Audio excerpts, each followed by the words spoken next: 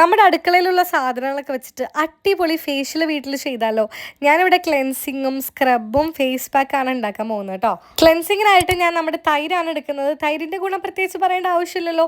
തൈര് വെച്ച് ഫേസ് നല്ല രീതിയിലൊന്ന് മസാജ് ചെയ്ത് കൊടുത്ത് കഴുകുന്നുണ്ട്. അടുത്ത നമുക്ക് സ്ക്രബാണ് കേട്ടോ. സ്ക്രബിന് ഞാൻ കാപ്പിപ്പൊടിയും പഞ്ചസാരയും കൂടി മിക്സ് ചെയ്തിട്ടാണ് ഫേസിലിടുന്നത്. ഈ ഷുഗർ ഒരു സ്ക്രബി ടെക്സ്ചർ ആയതുകൊണ്ട് തന്നെ നമ്മുടെ ഡെഡ് സ്കിൻസ് ഒക്കെ റിമൂവ് ആയി സ്കിൻ ഒന്ന് ബ്രൈറ്റൻ അപ്പ് ആവാൻ ഒരുപാട് ഹെൽപ്പ് ചെയ്യും കേട്ടോ.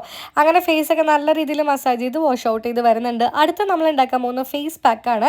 അതിനായിട്ട് കുറച്ച് തൈര് എടുക്കുന്നുണ്ട്, ഇച്ചിരി ഹണി എടുക്കുന്നുണ്ട്, ദെൻ ഒരു പിഞ്ച് മഞ്ഞപ്പൊടി എടുക്കുന്നുണ്ട്.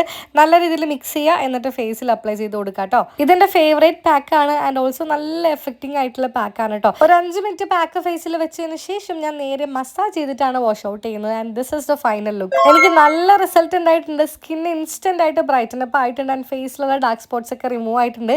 എന്തായാലും വീട്ടിൽ ചെയ്യാൻ പറ്റുന്ന സിമ്പിൾ ആയിട്ടുള്ള ഫേഷ്യലാണ്. നിങ്ങളും ട്രൈ ഔട്ട് ചെയ്തിട്ട് ഫീഡ്ബാക്ക് അറിയിക്കാം മറക്കല്ലേ. ബൈ.